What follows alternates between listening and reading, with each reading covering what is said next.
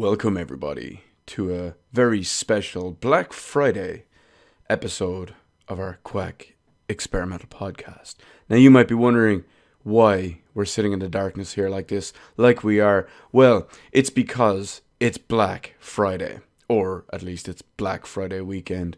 Now, many people out there are, of course, spending all types of dangerous time getting whatever it is off their $50 TVs, getting whatever it is off their $8 brand new games, or whatever it is.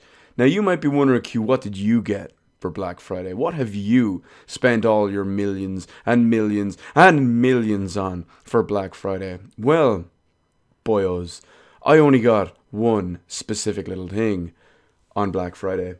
You might be wondering what that is. Well, I guess actions speak louder than words. That's right. That's right. Look at that.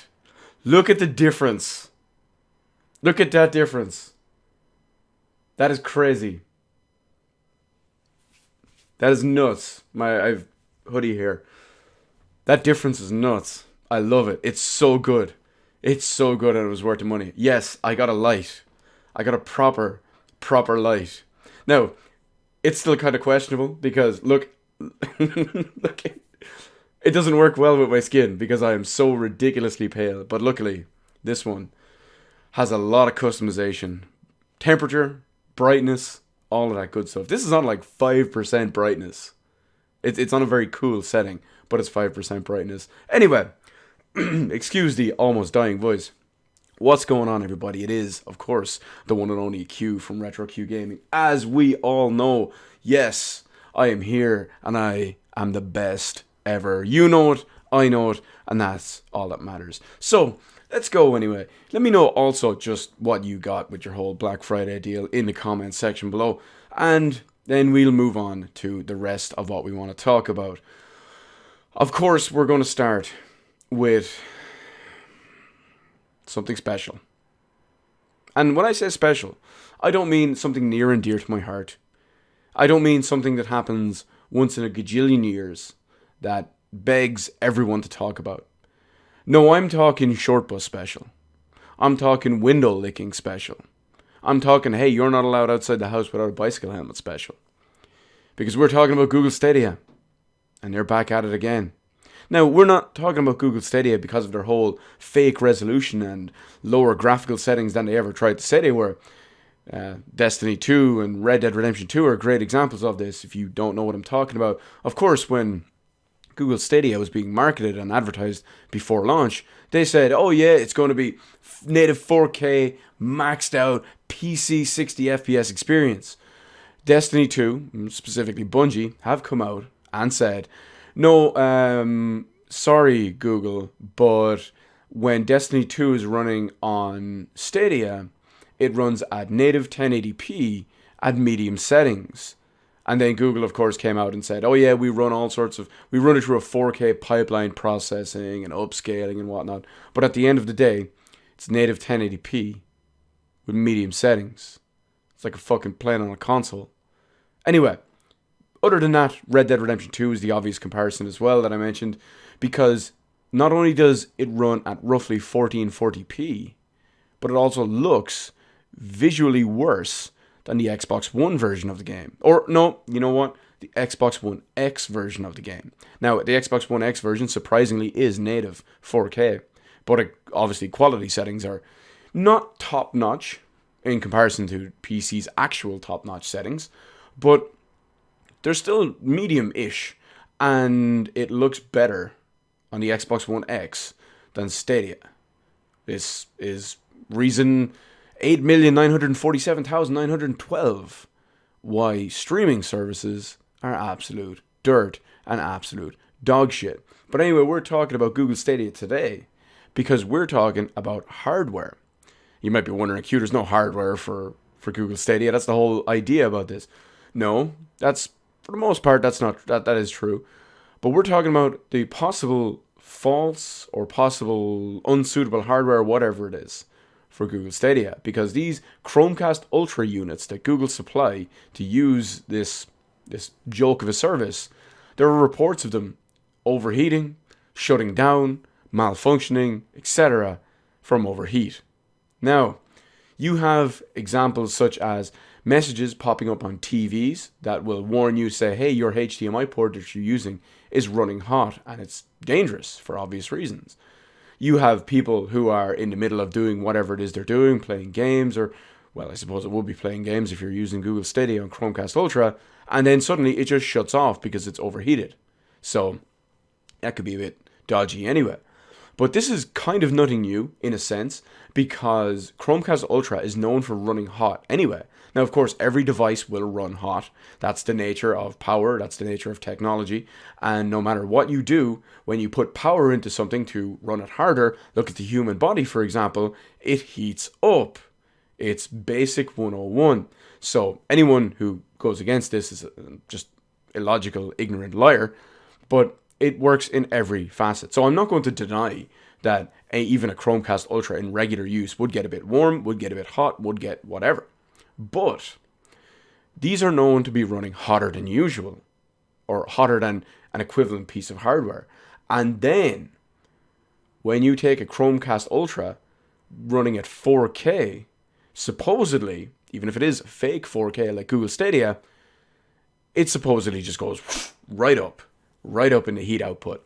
And of course, that means one other thing too. Imagine if you're sitting down to watch a 4K episode of a TV show. You might be there for 25, 35, 45 minutes. You may sit down to watch a film in 4K. Maybe you're sitting there for an hour and a half. Maybe you're sitting there for 2 hours. But what if you're sitting down to play a 4K Google Stadia game for 6 hours? Maybe you're playing for 8 hours. And then it just goes. So this really shows just another extra reason why this just... I won't even say it's not ready. It's just the inherent idea and the limitations of all the technology involved make it a bad idea. It's just that easy. It's just really, really, really that easy. But anyway, we can move on to our next topic. And we'll stick with unsuitable hardware. And that is going to relate to Devil May Cry. Now you might be wondering, Q, why is Devil May Cry? Well, why are you talking about this? What's it to do with unsuitable hardware or whatever? Are you talking about how it may have been limited in some way on the PS2? How it may have been limited some way in maybe Devil May Cry 5 on the current piece of shit hardware platforms? Except the PC, obviously. No. We're going to talk about Devil May Cry. But we're not going to talk about a proper new game. We're not going to talk about the newest game in the series, Devil May Cry 5. We're not even going to talk about when they tried to remake it and reboot it, and it failed miserably that they went back to the original plan and idea. DMC. No, we're going to talk about Devil May Cry 3, and the fact that it has been announced for Nintendo Switch at €20. Now this, of course, is funny to me for several reasons. Number one, this is the same price, frequently, as the entire collection on every other platform that looks better, runs better, and has all 3 games in it. So imagine that. Imagine why I find this especially funny. But no. Again, this isn't the whole purpose and point of this one. No. We have a real reason to do this. Because unsuitable hardware and Devil May Cry, where do they cross over? Where do they segment together? Where do they fit? Well, in this one, they fit in the fact that Capcom will be releasing a physical edition. I should say physical edition, because if you want to even call it that, it has been announced for Japan only. It's been announced at 45, what is the equivalent of €45. So it is the equivalent of 2 of these games and 25% of the third game. Now, like I said, physical edition, with 3 games, €45. Again, I just want to give a quick reminder for everyone that you can probably go right now, especially because there's sales on with everything, Black Friday and just all types of other sales, and probably pick up that entire trilogy better in every way, shape, and form on a different platform for probably a tenner. Anyway, back to the point. Only one game That's right, only one game. The first game, Devil May Cry 1, the original, the best game in the entire series, is on the game card. The second and third game are download codes only supplied in the box. Now, I could sit here and harp on about the same thing over and over again, but I haven't talked about this topic in a while. I used to beat this to death, and I did it proudly, and I'm kind of sad and disappointed with myself that I stopped beating it to death, because eventually that just means I let it get so commonplace to myself and so mundane that it just kind of stopped being worth talking about. Think of Brave New World. When you're just overloaded with the same thing over and over and over and over and over, it just becomes normalcy. It becomes commonplace. It's nothing of note anymore. And that's probably what Nintendo want. But that's not what I want. So I'm going back from that. Anyway, let's go. Because all the rabid, blind, mentally disturbed fanboys out there, as usual, are blaming Capcom. They've blamed Capcom for when they've done this for multiple other games as well. Resident Evil Revelations Collection comes to mind. I'm sure there's many others that I can't remember because there's just so many of them that picking a name out is just it's blowing my mind at this point, and it's just such a laborious task. But what they will not do is they will not hold the proper company accountable for this. These situations involving the Switch's hardware limitations due to their proprietary memory card storage and whatnot are 100% Nintendo's fault. Now you might be wondering, how is this Nintendo's fault? It's just Capcom being cheap on a game card.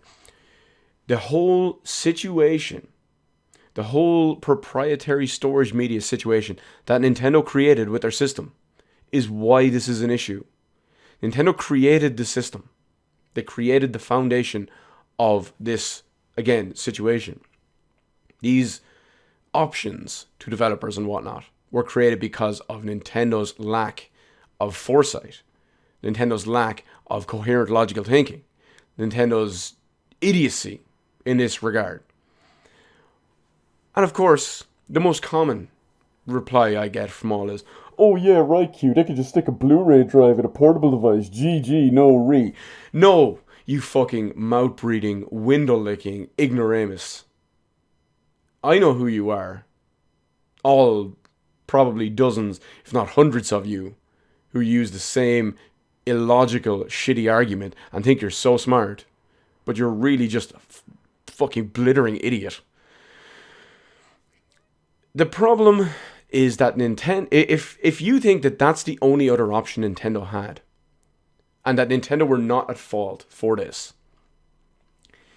if your device that you come up with and your system and your hardware that you come up with 100% relies on this type of proprietary storage media, and it just leads it to all of these problems, then you either come up with a fucking better solution or not release the product at all like this and just redesign from the ground up. Just redesign it from the ground up. Because if it relies on this stuff at all, you're fucked. We've seen this happen several times. We've seen this happen famously with the Nintendo 64. That's right. Probably Nintendo's harshest lesson about proprietary shitty media. Remember that one? Yeah, you lost Final Fantasy VII, boyo. For so long. So long. And now you only get the original. 20-something years later, you get the original. You don't even get the new one. And that one isn't even down to storage limitations. That one just won't run on your piece of shit. But anyway, every single time there's a game card and a cost issue that has happened, that is happening, or that ever will happen, it is 100% Nintendo's fault for designing and releasing a system using proprietary media that launches or is manufactured in such a marginal size quantity to everything else available, driving the cost up, driving the cost to publishers up, driving the cost to consumers up. Nintendo Switch tax, remember? Now, here's a quick little aside as well. Many companies obviously don't, and obviously and smartly, don't want to publish games in certain regions for the Nintendo Switch. Because it's going to cost them too much money that they'll probably not make back, or it'll be too much out of their profit margin that they just don't deem it viable. So maybe they only make 1 million instead of 5. Maybe they only make 1% instead of 5%, or something to that effect. Many people don't know this, but a lot of big third-party games in Europe were not planned to be released in physical forms on Nintendo Switch until Nintendo stepped in and said they would handle publishing, which includes them paying for every single cartridge. I'm sorry, I refer to it as a cartridge for the first time ever in 2.5 years. I am extremely disappointed with myself because they're not cartridges, they're game cards. Go back and watch every video I've talked about the Nintendo Switch. I've always purposely made it a point to say game card. Very disappointed with myself. Anyway, back to the point. Skyrim, Doom, Dark Souls Remastered. That game that is just a fucking 360 and PS3 game. It shouldn't even be called remastered at all, or even ported onto the piece of shit hardware. Yeah, they were all published by Nintendo. You know why? Because the companies didn't want to publish it themselves because of Nintendo's shitty software. I won't call it... No, sorry, I'm sorry. Shitty hardware setup. And their publishing setup. And they didn't want to do it because of that. So Nintendo had to pick up the slack. Or not so much pick up the slack. Nintendo had to do it to entice them to do it. Absolute fucking joke. Now the Xbox 2.4 has come up in the news again for some reason. Well, we'll get into why now in a minute, but it's kind of a non-starter reason, and I think it's kind of stupid in this regard. So Phil Spencer has come out and said that Microsoft, with their upcoming Xbox 2.4, Project Scarlet, whatever you want to call it, has no plans to support VR, which I think is kind of funny because that's unlike what they said in the Xbox One X announcement when they said Xbox One X was going to support VR. As you know, it doesn't. Anyway, Phil says that no one is selling millions and millions of headsets. By the way, the PS4 VR has sold 4.2 million units. I don't know why also, but still. He also comes out and says that no one in the Xbox community is asking for it. He's talking about in relation to VR support and all as well. And I completely agree for the most part. Because there's no need to spread themselves too thin on everything, trying to support everything. And especially when they're, one, not coming out with their own proper VR headset. Don't someone talk about Microsoft HoloLens. It just would not work on the consoles. And I think it would be a really bad idea to focus on it in large scale or even medium scale for the Xbox 2.4. But there's no real point to consoles using VR at all. PS4, Xbox, PS5, Xbox 2.4, whatever you want to call it. There's just no point for it at all. It's too gimmicky, and it's just basically indie games. Nothing but indie games and really, really low quality games. It's just basically all it is. You look at all the stuff that's on there, some of the highest quality, highly praised stuff that's on the PSVR. It looks like a high resolution PS2 game. It looks like a launch PS3 game. It's rough. Absolutely rough.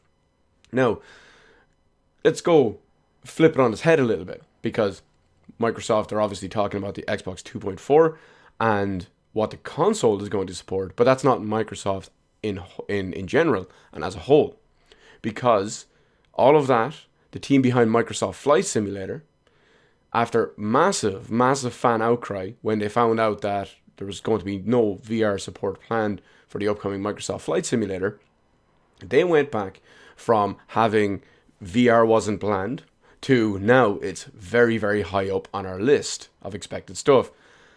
But of course, that's, the glorious PC gaming master race for you, and we get stuff done. But here is some of the other problems with VR. This is the more inherent one. A lot of people go on about how there's no killer apps for VR yet or anything like that. Half-Life Alyx may change that for many people. In fact, the HTC Vive stock in many stores around the world, in fact in the entire US region, when Half-Life Alyx was announced, they sold out of their stock in stores. So, wait, was it HTC Vive or Valve? No, it was a Valve Index in stores, I'm sorry. But the same principle applies, and that's an even more expensive headset. But the big thing about VR is that because there's no killer app and all that stuff, there's a reason why. No one pulls the trigger. Developers and publishers don't pull the trigger, and gamers don't pull the trigger. Or these companies don't pull the trigger. Now, there's a reason for this. Companies, they won't invest into making a huge, proper, AAA, high-profile game, expensive one, because there aren't enough users. And gamers and users won't invest their money into buying headsets because there's no AAA, high-profile games worth buying. So you see the problem here. It's I won't do this because you won't do this. And it's I won't do this because you won't do this. So they're kind of shooting each other without pulling the trigger. As weird as that sounds. So I just think that's it's just a bit rough. I use Oculus Rift. I have an Oculus Rift. I shouldn't say I use it. I have an Oculus Rift. I play it once every maybe a year. I bust it out once every 6 months, 8 months, 12 months, whatever it is. Like I said, there's just not much to play with it. Depending on hardware and stuff as well, with like the RTX 3000 series and whatnot. Who knows, maybe I'll get a Valve Index when I get my RTX 3080 Ti and blast Half-Life Alyx the way it should be. Definitely getting Half-Life Alyx though. Absolutely. But next up on this topic, we're going to talk about some questionable hardware decisions. And we're going to talk about Microsoft. Well, one might think the two of them go hand in hand. But no. This is in relation to something from the Sony side of it as well. Because there's a lot of pictures and rumors and articles out there about what's supposedly and purportedly anyway to be pictures of the PlayStation 5 dev kits. Now, they're those weird, horrible big boxes with the giant V in them. Don't get me wrong, I'm all about having a big piece of hardware when it comes to a console. And, well, I mean, you want airflow. You absolutely want airflow. That's what I hate about many of these consoles. The PS4 looks awful as it is, and it has airflow problems. The PS4 Pro looks awful, and it has airflow problems. The original OG Day 1 Xbox One, actually I kind of like that design, and it has a lot of space for hardware to breathe and have a lot of airflow in it. They did that obviously because of the 360, but then they released the Xbox One S and the Xbox One X, which are obviously a little bit smaller and more compact, which can have heat issues and all too. Overall, give me a big 80s looking box of hardware, maybe 90s one, or some sort of postmodern futuristic 2077 looking one, and well, maybe I'll be happy. But no. Microsoft have come out and said that there's a reason why no one is talking, or not so much no one is talking about the dev kits for the Xbox 2.4, but it's why no one is leaking pictures or anything, or proper specs. They even specifically said proper specs about the Microsoft ones. And their official reason for that is no one is leaking pictures of them because hardly anyone has them. And they say that with a point of pride, like it's a good thing. And then they also say they're nowhere near final either, which is why people that talk about hardware talk about it being underpowered. And they're doing this supposedly anyway, all what they claim, to surprise Sony. Now, if all this is true, this is a fucking terrible idea on the most multitude of levels. Absolutely awful. It's unfathomable that a company, if this is true, could do all of this without the intention of just running the company into the ground. This is a fucking awful idea on so many ideas, so many problems. Especially because changing specs like that so close to launch is so stupid, so bad, and so dangerous. It means that companies, the few that have them anyway, have massively, dangerously underpowered dev kits compared to what the final hardware will be. Do they just say, oh yeah, here's the dev kit, it runs like shit, just turn everything up to a factor of 5, and that's what our real life end of day console will be about? That's not how these things work. Not at all. Not at all. But these companies, if they're making games based on this entry level dev kit, this low end, nowhere near final hardware spec, it means that they're making games for the launch period, for the first year, for the second year, whatever it is, because games have long development periods typically. They're doing all of this on massively underpowered hardware, massively underpowered dev kits. So they're going to be making games that look like, I don't know, maybe a high-end PS4 game, a high-end Xbox One game, when maybe they should be making something much, much, much better. That would still be the equivalent of like PC medium settings for 4 years ago. But still, you see my point. If they're making something, hardware spec, it doesn't reflect the original product, it's just an absolute awful idea. Developers are going to be they're going to be dumbing down their games in so many different ways because they think this is what the dev kit is like, this is what the hardware is going to be like. And then, of course, the hardware comes out. It's like, oh, well, we had so many more extra resources. We could have pushed our resolution by triple the degree. We could have boosted the frame rate from an unplayable 30 FPS to a smooth 60. We could have done so much with textures, filtering, MSAA, all types of everything, effects. It's absolutely awful. I don't know why Microsoft would even brag about something like this. Again, if it's even true. But there's another one out there as well. We talked about Microsoft saying that barely anyone has them. This stems from one of the biggest mistakes in gaming history. One not made by Sega, not the one that made the Dreamcast go out of business. No, one of the other worst mistakes perpetuated in games development, which has been done 3 separate times, all by the same person. That's right. When Satoru Iwata almost sank 3 different Nintendo platforms with his terrible ideas, one of the main ideas involved with all 3 of those platforms was the same thing. Inaccessible dev kits.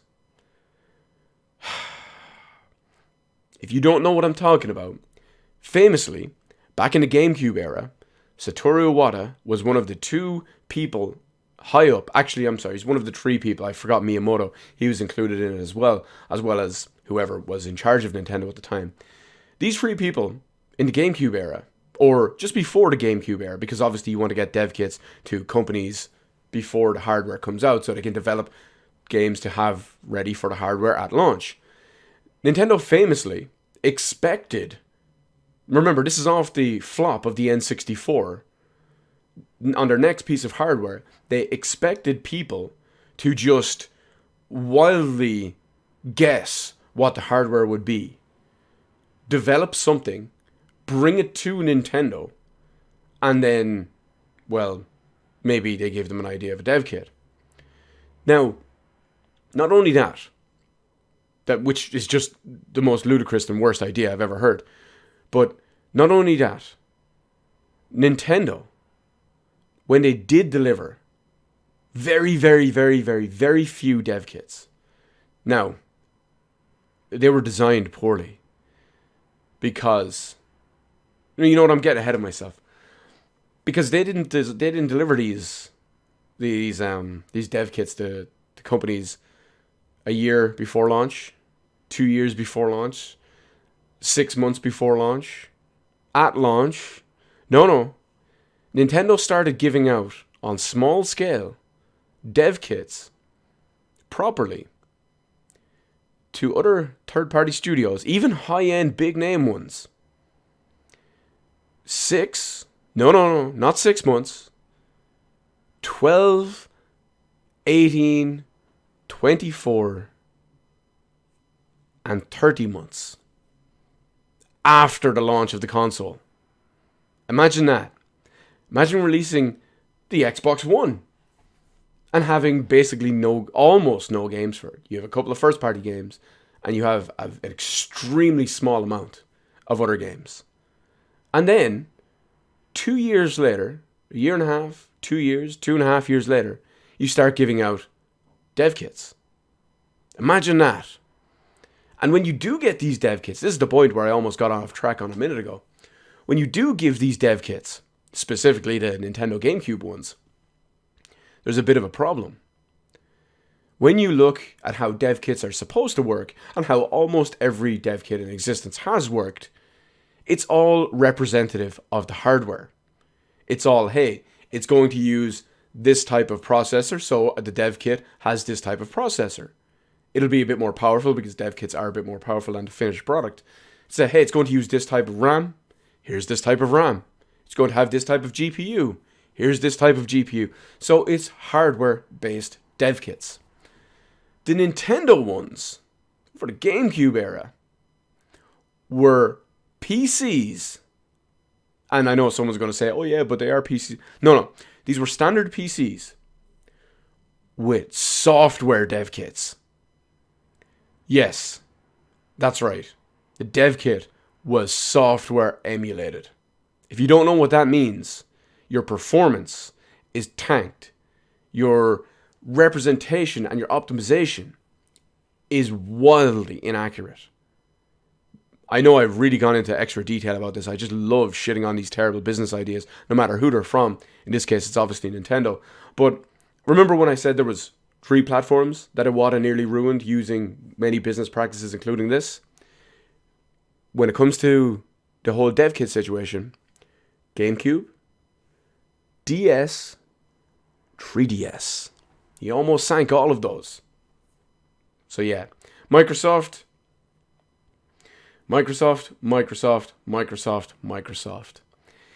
If you are bragging that not many people have your dev kits, are you already telling people that if you buy an Xbox 2.4, you're not going to get the majority of games? Are you telling people, bragging about this shit? What are you doing? Or to surprise Sony. Yeah, you can surprise Sony by flopping and floundering for this generation yet again. Or next generation yet again, I suppose. This is awful. This is awful news, and it does not give me hope for the Xbox 2.4. But you know what it does give me hope for?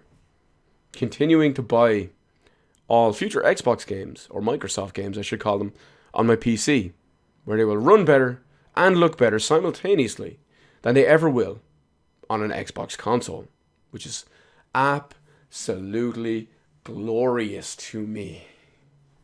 So good. So good. Speaking of which, Halo Reach in 2 fucking days. Can't wait. Now, as much as I like laughing about Microsoft and whatnot too, we'll go back and we'll laugh at Nintendo some more in a different aspect.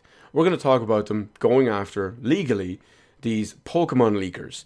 Now, as you many people out there probably already know, that not only in the few days or few weeks, but in a few months run up to Pokemon Sword and Shield's release on the Switch, there were huge leaks. Big important ones, lots of small little ones as well, small mundane things. But the fact is, there were lots and lots of leaks, be big high profile stuff or just small stuff not to worry about too.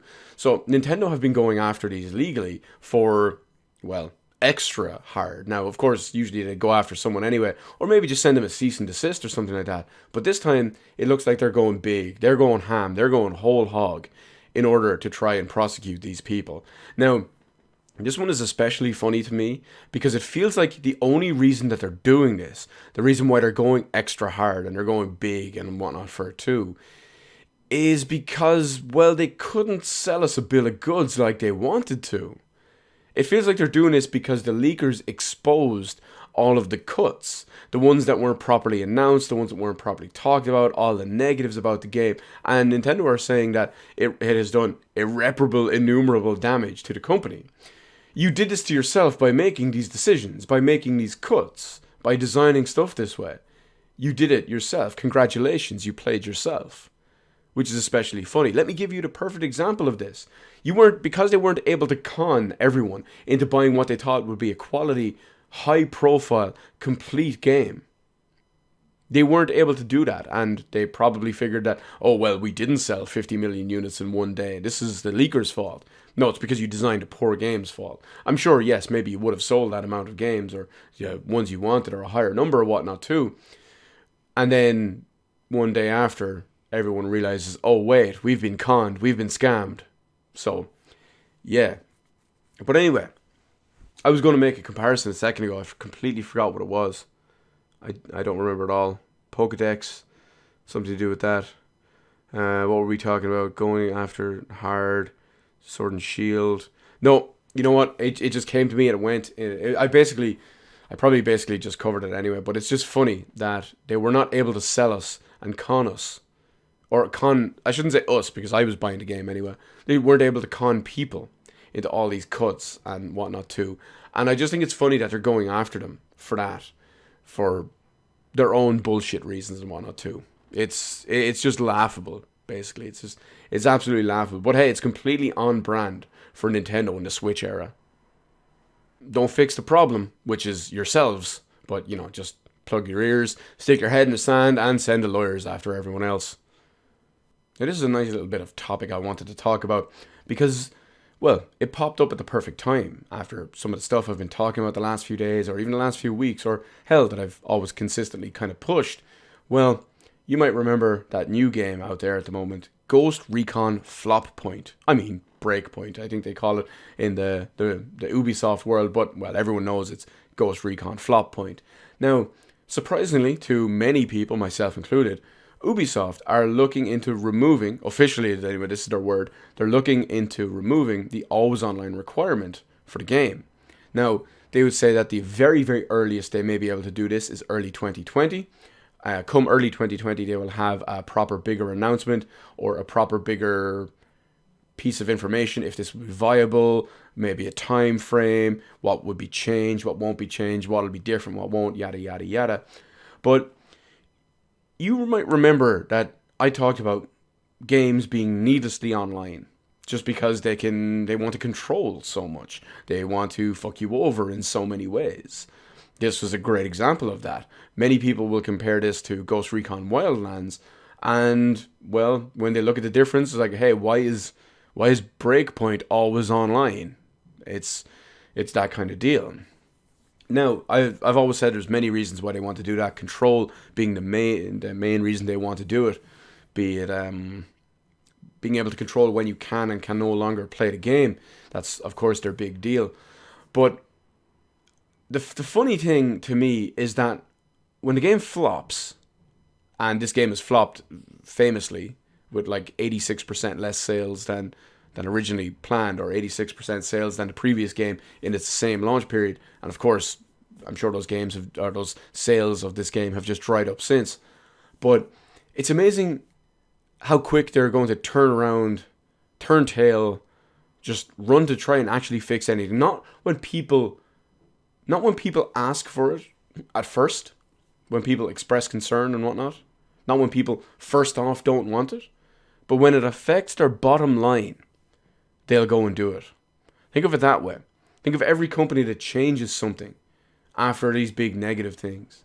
They're doing it not because of fan feedback, not because of criticism, but they're doing it only because of those two things when it hurts their money.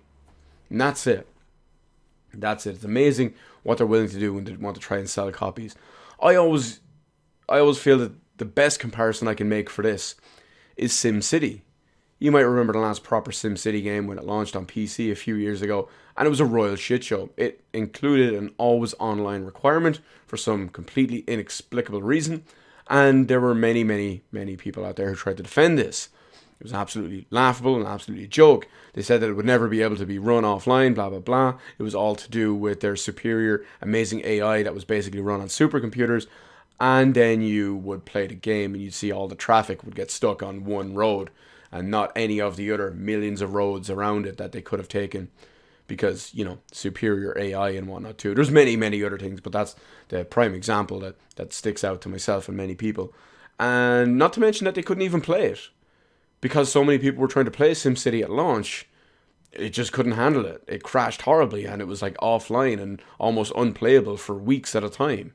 It wasn't a good time. Now, I say it wasn't a good time. One of my friends tried it at the time anyway, and he was so mega pissed off with it, and I just didn't care at that point. But on top of all of that, you had one of the worst games journalists out there working at one of the worst games blogs, trying to pretend he has a real career or that what he does is a real job. And he was out there damage controlling for for EA and for SimCity, and he kept going on again, this and this, you're wrong, EA say this, it must be true, you don't know what you're talking about, blah blah blah.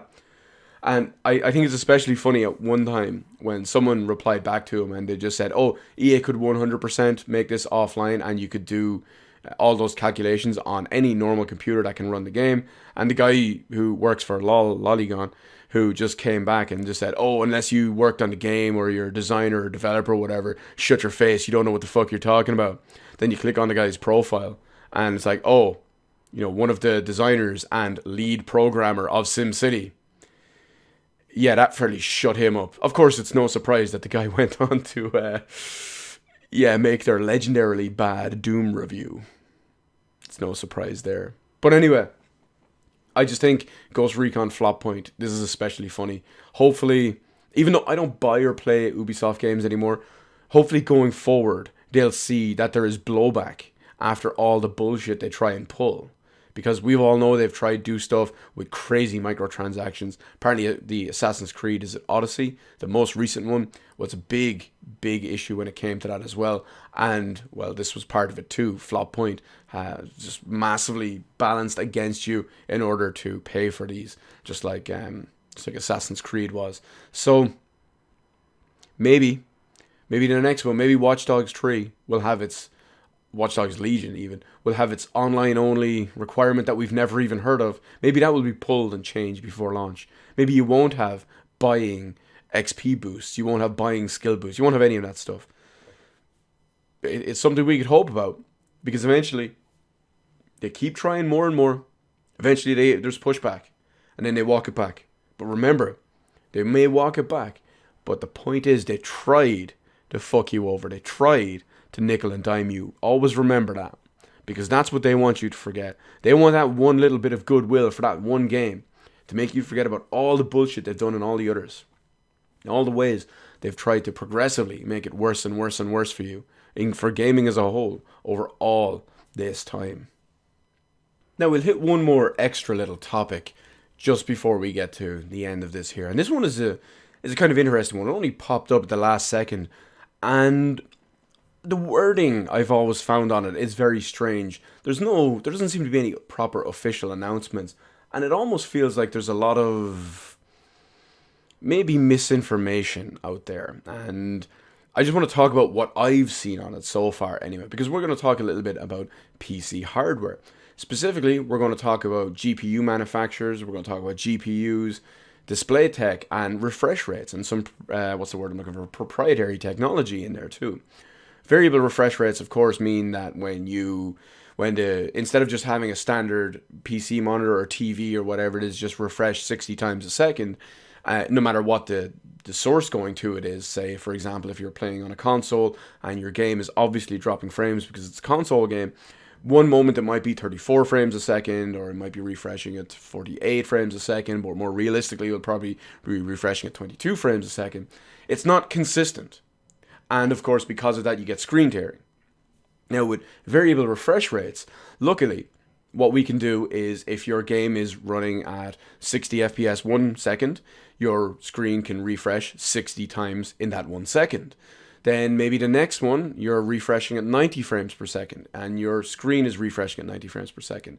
Then the next one, your game is refreshing at 120, your screen is refreshing at 120. Then the next one is 27 for some reason. Maybe you hit a loading screen or whatever. And boom, your screen is refreshing at 27. This prevents screen tearing, which is great because screen tearing is awful. And locking yourself to 1 frame rate when a lot of the time you can probably get a lot higher is also an awful idea. Now, there's a couple of different versions of this out there because we have famously, we have NVIDIA's superior G-Sync technology, which, of course, go out and look into it, has been researched, and it is superior, the superior option to all the other ones out there. But, don't want to die. Okay, there we go. You have, NVIDIA's G-Sync one, which can be done in 2 separate ways because some of it with native hardware and some of them can have a special super powered G-Sync equipped module for the better side of it too.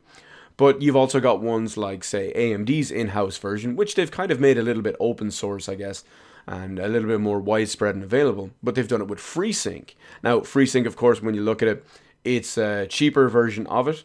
It's not as good, and the main reason is because it doesn't require dedicated specific hardware, and it has lower entry level requirements to be certified for. It can be more readily used and more widely available, which can be handy for poor people. But on top of all of that, you previously needed an NVIDIA GPU if you wanted to work properly with a G-Sync monitor. The same way you needed an AMD GPU if you wanted to work with a FreeSync monitor. Now, I'm going to put a big asterisk here in the video because this is one thing that I am not sure of and I cannot find a concrete answer on.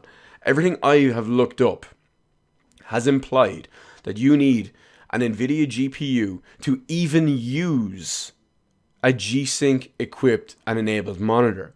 Not just if you want to use the G-Sync features and variable refresh rate, but in order to just use the monitor at all. The same with the FreeSync stuff. A little bit further back anyway, at least when it first started going on.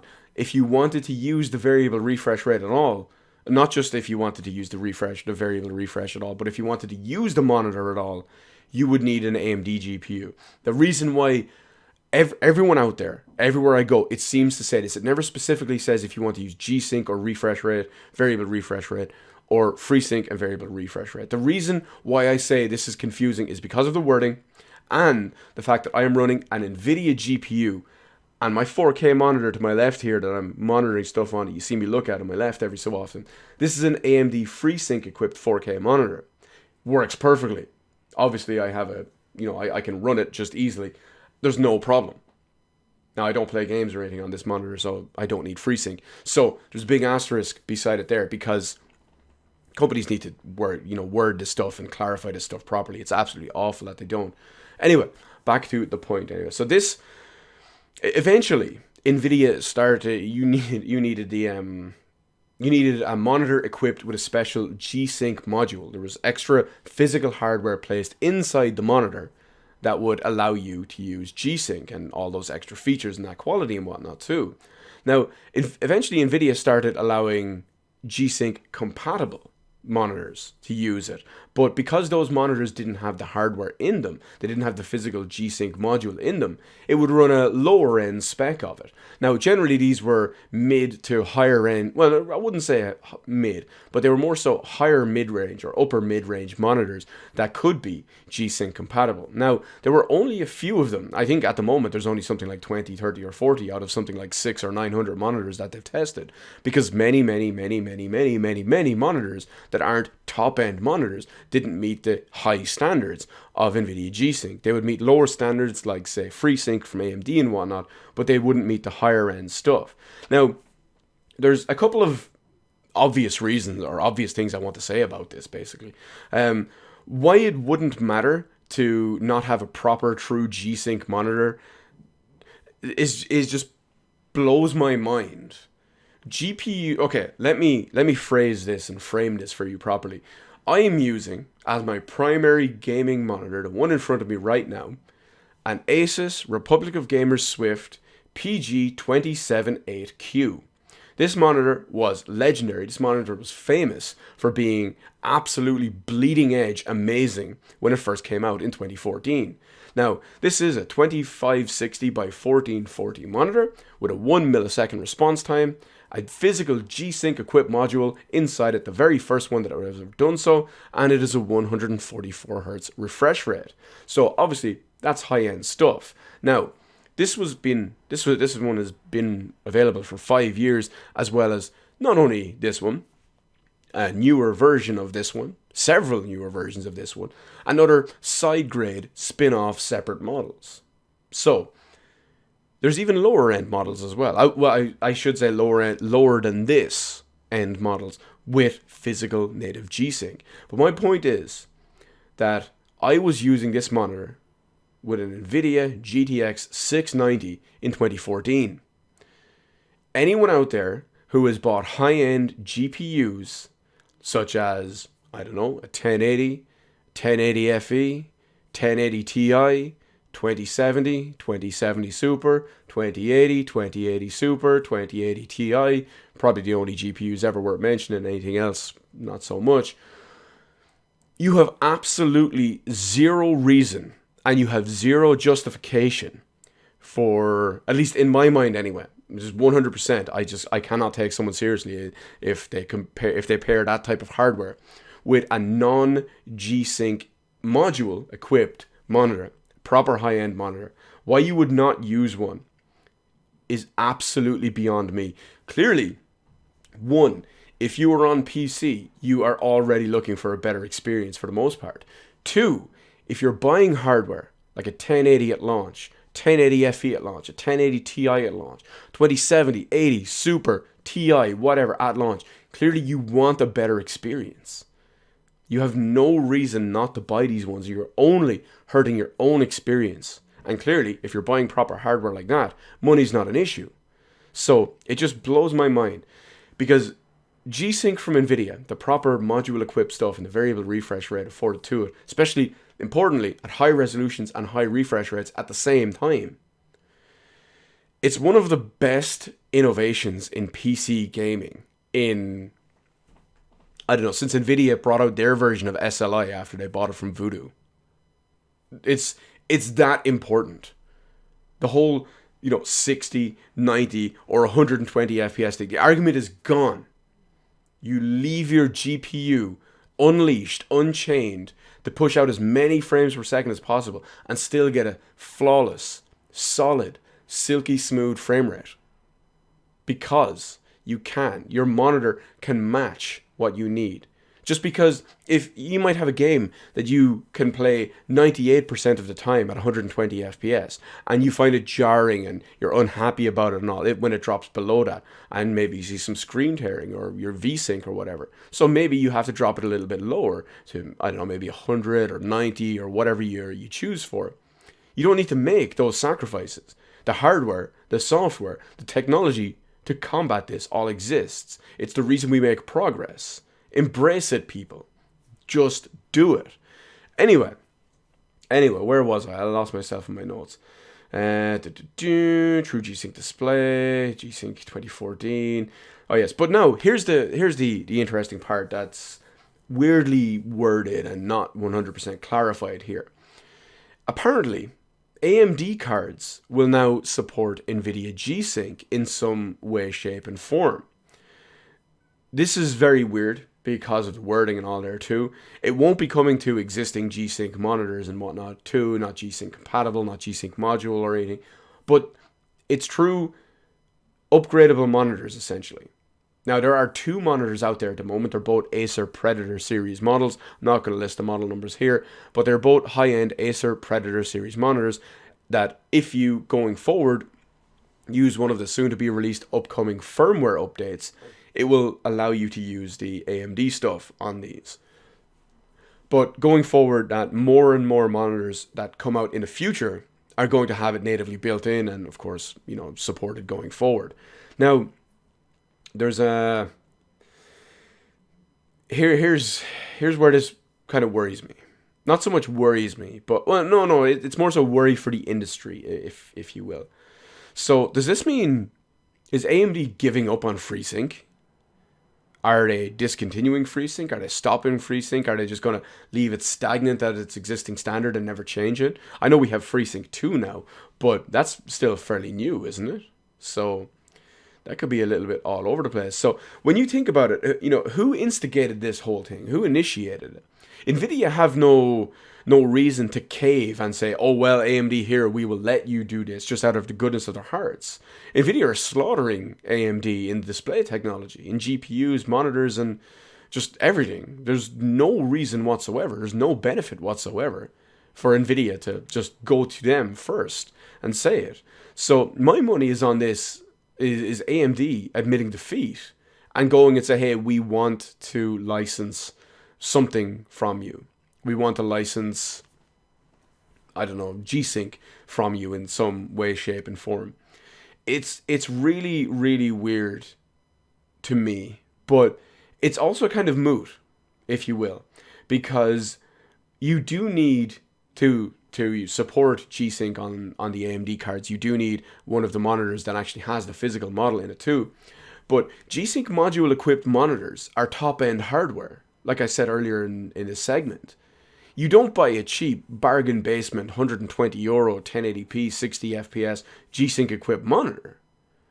G-Sync physical module equipped monitors are top-end pieces of hardware. Why would anyone with an AMD GPU give a shit about this? AMD GPUs are not top-end hardware. Not at all. They're not even close. Let me give you a quick example. In the world of consumer GPUs, in the top 5 spots are claimed by NVIDIA cards.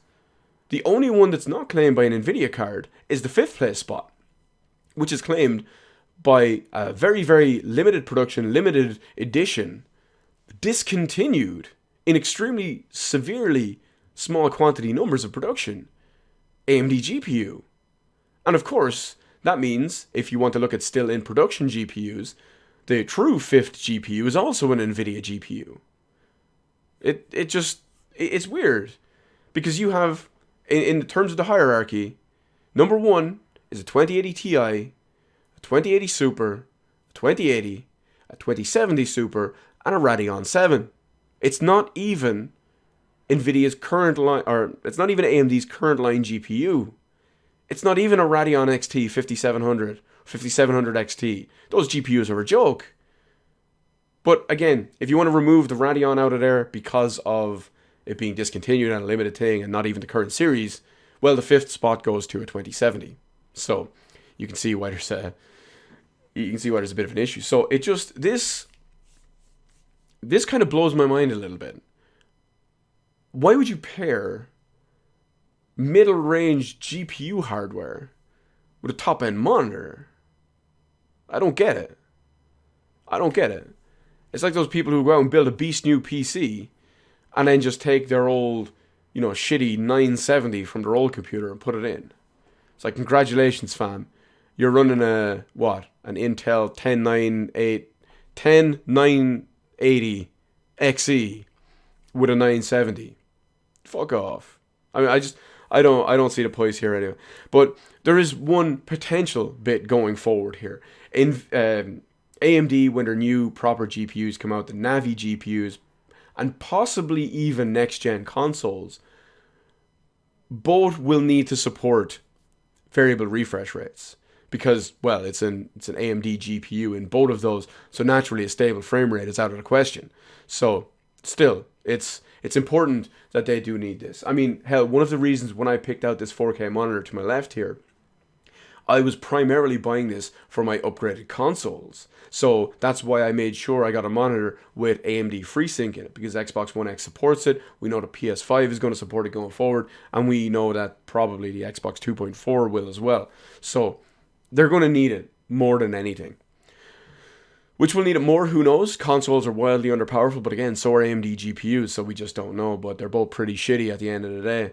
Console performance and AMD GPUs. So we're going to see how it goes. We don't know how it's going to end up. We don't know if it's going to properly support exactly the same as NVIDIA stuff. We don't know if it's just going to allow certain ranges or whatever, or it's just too much. There's too much that we don't know just yet. We have to wait and see until how the reviews and the benchmarks and whatever of an AMD GPU on the upgraded Predator stuff, or some of the future monitors come out anyway too.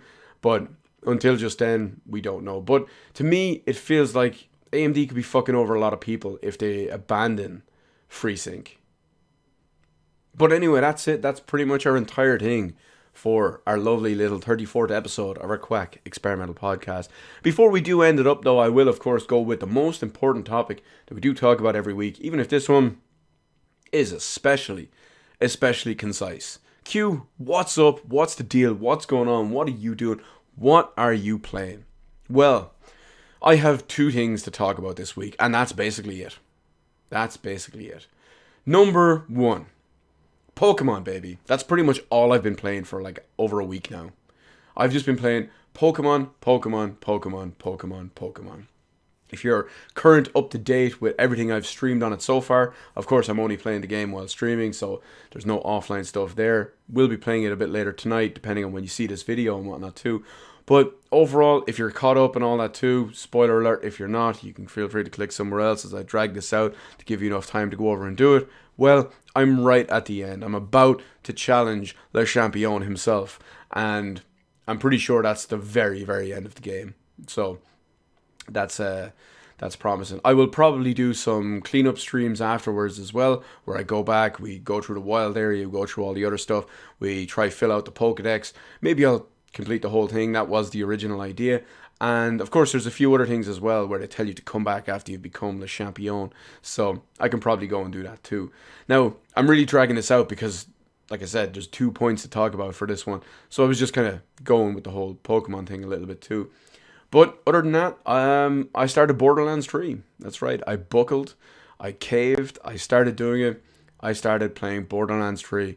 As much as it kills me to do so, I played it with everything on high settings, not max. Like, they have ultra settings as well. I played it with everything on high except for 2 settings. There was obviously one was texture quality. I can't remember what the other one was. But I put it up to ultra as well. I generally had between 70 to 80 FPS. You could go inside somewhere and it would get like 100, 120. And then you go back outside, it drops down to, 70 to 80 and whatnot too. And overall, it was good. I played it for about an hour or so, which is where I ran into my first problem. It was a bit of a game-breaking problem, so I gave up on it, and I will no longer be playing Borderlands 3 until it properly fully releases on Steam. Maybe even a bit later, because I have a feeling they're going to try and charge full price for it, and I'm not swinging that after 6 months. They can fuck off. But anyway, the issue, of course, was because I'm using a copy of questionable repute. My very, very first side quest I did broke. Can't complete it.